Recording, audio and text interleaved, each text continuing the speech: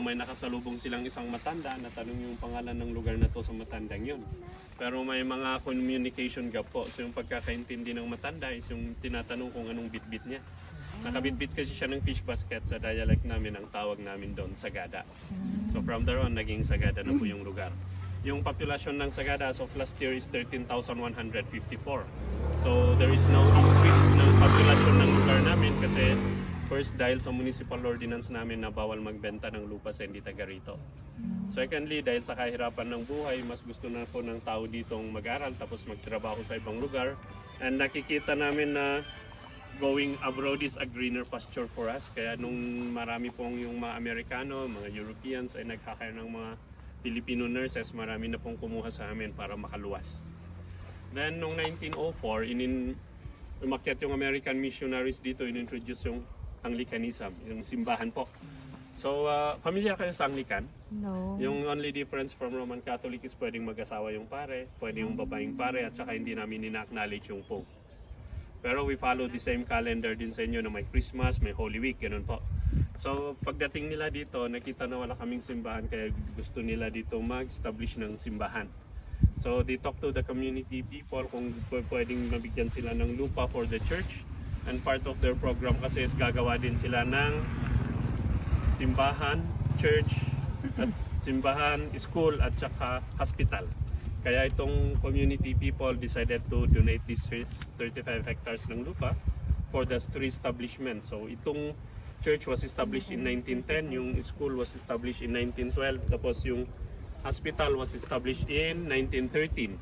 So yung dati may ginawa diyan na simbahan noong 1910 na palitan noong 1921, pero nabumba po siya ng mga American soldiers noong World War II kasi naging tagwa ng mga Japanese soldier. So after ng liberation ng World War II, ni-rebuild yung church, ginawang stone wall na ganyan. Accordingly, there was an agreement between the Japanese and the American government to restore any public places na natira nila noong World War II. So that is part of the restoration po. Tapos yung wheels on the side, yan po yung ginamit na sawmill para gawin tong mga kahoy into lumbers na pinapatakbo siya ng waterfall. Tapos may nilagay po dyan na simpleng mechanism para makaproduce siya ng electricity. So it was built parang yan daw po yung isang kauna-unahang electric namin dati. Tapos yun po, that is about this church and po. Pero ngayon na po, ang main destination natin yun yung hanging coffin. So yung paghahang po is yun po, bale, pinaka-traditional na practice namin yan. Isa sa traditional. It's either ilalagay namin sa entrance ng kuweba or hinahang po. Ang rason po doon kasi yung po is yung dahil sa traditional religion namin or belief. Ang traditional religion is tinatawag na ancestral animism. Ancestral kasi naniniwala kami na yung mga spirits of our dead, they became our guardian angels. And animist kasi naniniwala kami na as humans are still connected to the spirits of Mother Nature. Kaya nilalagay namin sila sa open spaces kasi naniniwala kami na they're still part of the spirits of Mother Nature. At least open space nga po. Kaya may access sila sa araw, ganoon. And parang enough supply of oxygen. Kasi yung paniniwala daw po dati, pag nakabound ka 6 feet under the ground, suffocated ka nga, madilim pa. Secondly, yung sabi ng mga matatanda is yung naniniwala sila pag nakahang sila, they are free, tinatanaw nila yung mundo at saka their spirits can roam around the place. Kasi pag nakabound ka daw 6 feet under the ground, suffocated ka nga sa loob, you are like imprisoned underneath, you are carrying the earth and your spirits can roam, parang very stationary sa loob. Yun po. So yun po yung mga ibang rason. So mamaya po i-discuss namin yung mga ibang rason po doon. So mamaya, ngayon na po, you can visit the church, then afterwards we can go to the hanging coffins. So from here naman po, papuntang hanging coffins, so, sa pinaka-view deck na natatanaw yung hanging coffin is only like 15 minutes walk. Pero kung gusto nyo lumapit, yun na yung bababa, mamaya paakyat ulit. Yun po. Operational po.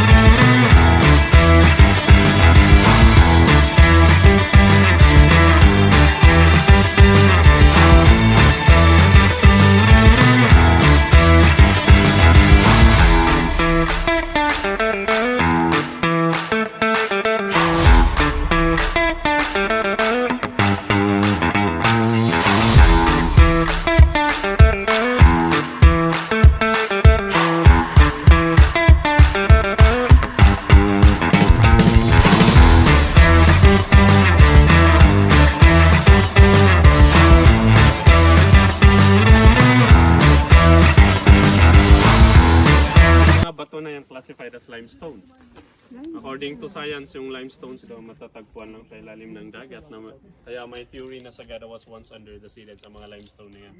Pero imagine nyo, Sagada is 1,500 meters above sea level. So accordingly, dahil daw sa mga tectonic movement, mga volcanic eruption, itong mga limestones nagko-collide sa ilalim, paangat. Kaya po nakikita natin sa matataas na lugar. Kaya pag pumasok kayo sa mga loob ng caves, may mga fossilized seashells at saka fish bones sa mga walls ng mga kuweba. Tapos ito po pagdating natin doon po yung view deck ng hanging coffins. O kung sinong ayaw bumaba, pwedeng mag-picture doon. Pwede naman pong bumaba yung may gusto. Pero ito po, before na may ilalagay po kami doon, dito mismo, pagdating dito, dito po sumisigaw yung yung community people accordingly just to inform yung mga nilagay sa baba na may darating na makakasama nila. So for example, pagka yung pangalan ng nilagay doon is si John and Pedro, tapos yung dadalhin natin ay si Juan, yung community people sisigaw ng John, Pedro, si Juan, darating na makakasama niyo po dyan. Be kind to him, parang ganun po. Advice lang po na kailangan yung mabait sa kanya and please accommodate him. Pero pagka sisigaw sila may echo, kaya tinatawag itong Echo Valley Hanging Coffins. Ngayon na po pinagbabawal yung sisigaw kasi it was observed na it became a noise pollution. Ibig sabihin, pagka sasabihin mong sisigaw sila, sisigaw talaga ng maganda ako. Yung tao sa baba sasagot, sinungaling. So hindi naman pagandang pakinggan. Tapos, yun po. Tapos, ito yung extension ng cemetery. Kaya may mga po doon. May ibang mga puntod. Tapos anong kahoy yung nasa likod nyo po? Anong tawag dyan? Ito ba? Po. Salo. Pine tree, sabi ni Kuya. Hindi pine tree yan, sir. Kasi pagka tingin nyo sa doon sa kabila, may tatlong magkadikit. Yun yung pine tree. Pine 1, Pine 2, Pine 3. So, Pine 1 yan. Pine 1. So, dito, pagka...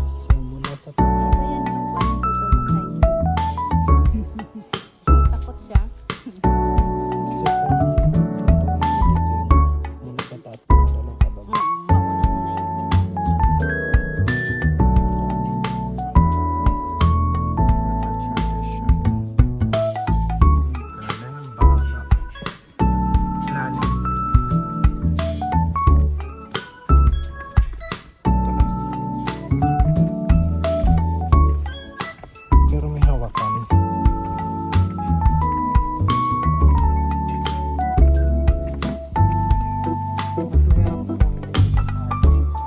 Tapos walang hawakan.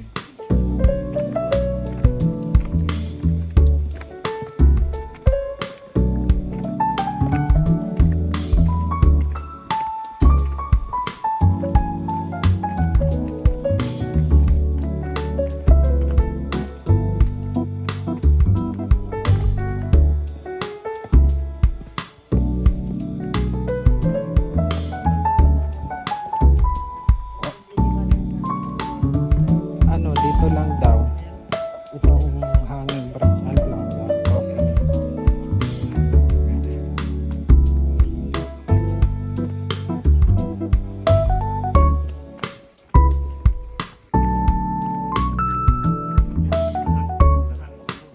Kasi sayang din yung punta mo.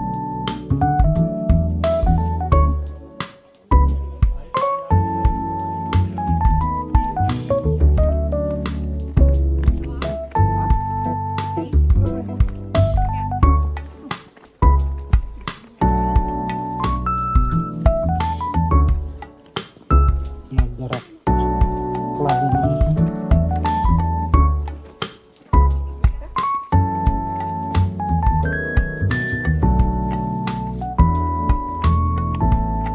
Shortcut daw yan.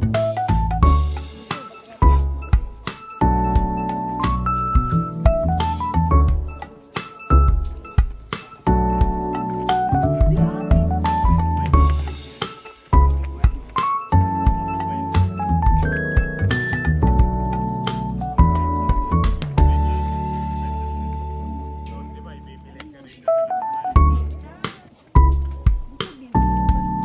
Akret lang ako. Ay, pala hindi ako kumain ng madami.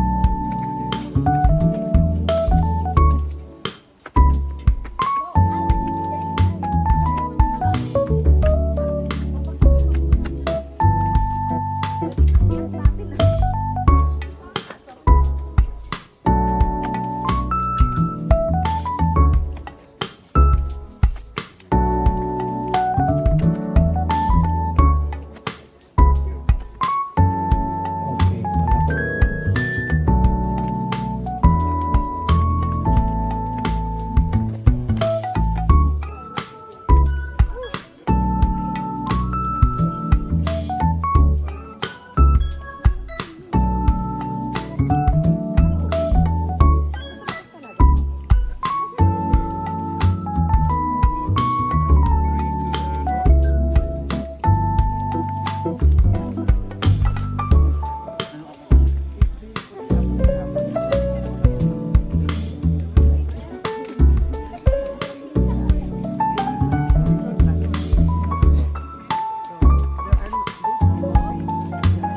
Picturean niyo muna kami. Sayang.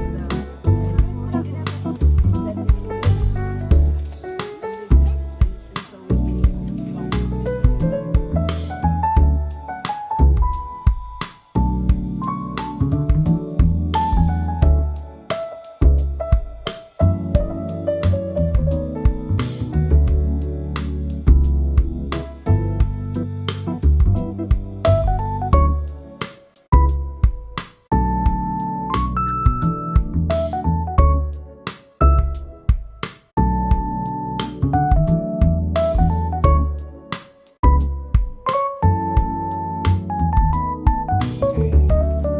Pabalik na po tayo. Ito na yung struggle. Mamaya pa doon. May maririnig tayong mga hingal.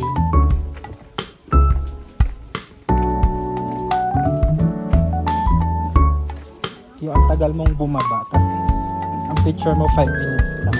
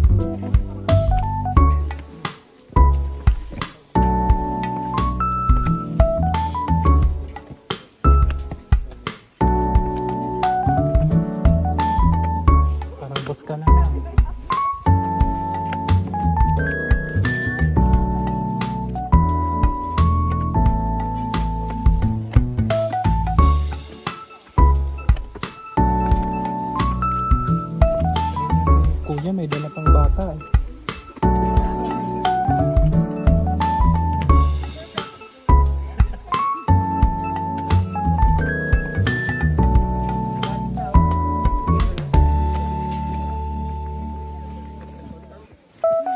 Sampung hakbang na lang po.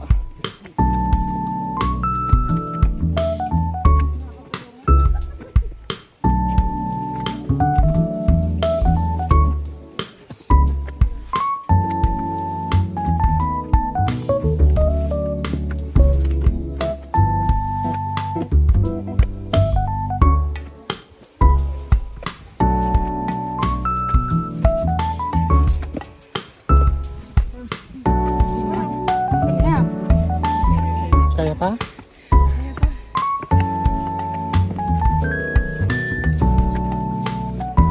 Go lang ng go.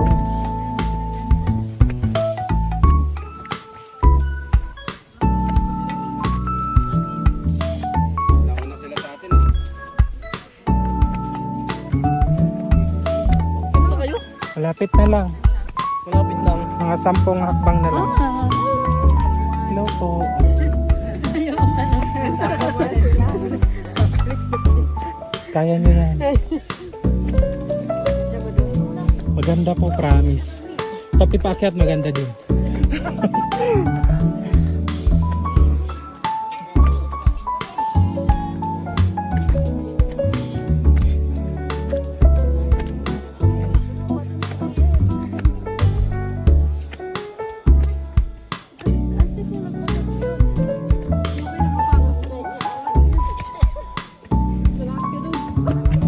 Kaya pa yan. Kaya.